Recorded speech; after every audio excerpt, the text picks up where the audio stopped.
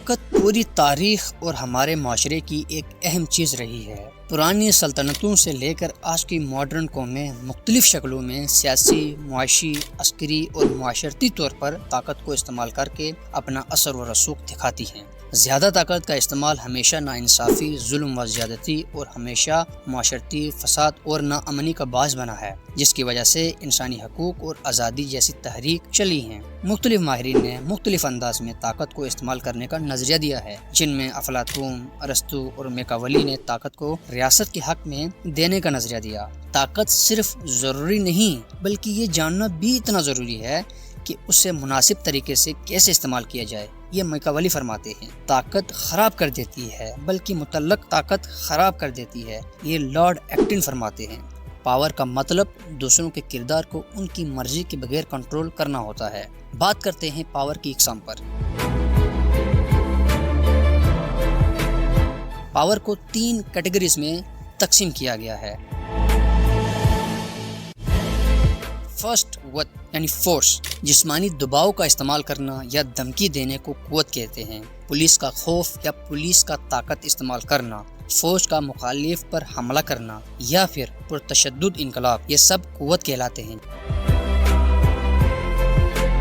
اختیار، جس کو اتھارٹی کہتے ہیں، ہمارے معاشرے میں ان سب کو طاقت کا نام دیا جاتا ہے۔ ان سب کو تقسیم کر کے بیان کرنے کا مقصد یہ ہے تاکہ ہم صحیح الفاظ کو درست جگہ پر استعمال کر سکیں۔ اختیار کی تعریف یہ ہے کہ دوسروں کو کیا کرنا چاہیے یا کیا نہیں کرنا چاہیے اس کا فیصلہ کرنا اور اصولوں کے مطابق فیصلہ کرنا۔ اس بات سے یہ واضح ہوتا ہے کہ یہ اختیار وہ حق ہے جو معاشرے یا حکومت کی جانب سے کسی فرد کو ملتا ہے، اس کی اہلیت کی بنیاد پر ملتا ہے، تاکہ وہ دوسروں کو درست طریقے سے سمجھا سکے، ان کو چلا سکے۔ مگر پاکستان جیسے ملک میں ایسا کوئی قانون یا اصول نہیں دیکھا جاتا۔ دفتری کاموں میں کرپشن، اقربا پروری اور انصاف کا بے دریغ قتل ہوتا ہے۔ اس ناانصافی نے پاکستان کو ہر لحاظ سے تباہ کر دیا ہے۔ بحیثیت قوم ہماری اخلاقیات، ہماری ایتھکس بالکل گر چکی ہیں۔ جج جب کسی مقدمے کا فیصلہ کرتا ہے تو وہ اختیار استعمال کرتا ہے، قوت استعمال نہیں کرتا۔ اس کا صرف ایک آرڈر معاشرے میں انصاف اور پرامن ماحول لا سکتا ہے اور معاشرے میں بگاڑ بھی پیدا کر سکتا ہے۔ مگر پاکستان کا عدالتی نظام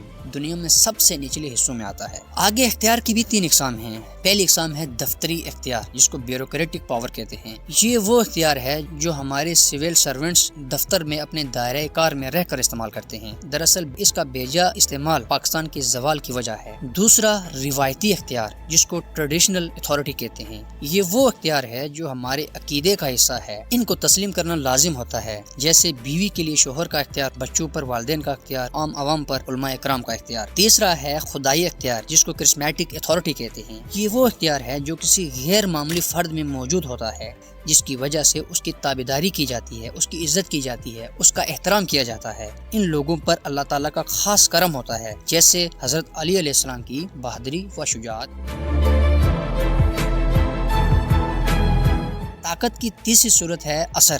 اثر احترام، وقار اور محبت کی وجہ سے پیدا ہوتا ہے۔ احترام کی وجہ سے کسی اسکول کے استاد کو تسلیم کیا جاتا ہے۔ والدین کی محبت کی وجہ سے بچے ان کے اثر کو قبول کرتے ہیں۔ اسی طرح کسی فیکٹری کا مالک اپنے ملازمین پر اثر رکھتا ہے۔ طاقت کی 3 صورتیں ہوتی ہیں۔ فرسٹ پوٹینشیل پاور، یہ وہ پاور ہوتی ہے جو چھپی ہوئی ہوتی ہے، جیسے استاد کا طلباء پر اثر رکھنا۔ اس کی دوسری صورت ڈیسیژن پاور ہے۔ اسے فیصلہ کرنے کی پاور کہا جاتا ہے، جس کی وجہ سے معاملات کو کنٹرول کیا جاتا ہے، جیسے کسی گاؤں کا نمبردار اپنے دائرۂ اختیار میں رہ کر گاؤں والوں کے جھگڑوں اور مسائل کا فیصلہ کرتا ہے۔ اس کے فیصلے میں اثر ہوتا ہے، اسے کوئی آسانی سے رد نہیں کر سکتا جب تک اس کے برابر کے لوگ اعتراض نہ کریں یا پھر مشورہ دے کر اس فیصلے کو تبدیل نہ کروائیں۔ اور تیسری صورت ہے شہرت۔ جب کوئی انسان شہرت حاصل کر لیتا ہے تو اس کی وجہ سے وہ طاقت حاصل کر لیتا ہے، اس کا معاشرے میں اثر و رسوخ بڑھ جاتا ہے، تعلقات بڑھنے لگتے ہیں۔ یہی وجہ ہے کہ مارکیٹنگ اور ایڈورٹائزنگ میں فیمس لوگوں سے اشتہار بنوائے جاتے ہیں۔ کیا آپ نے آج تک ایسا دیکھا ہے کہ کسی بھی عام شخص کو کسی ایڈورٹائزنگ کمپین کا کانٹریکٹ ملا ہو؟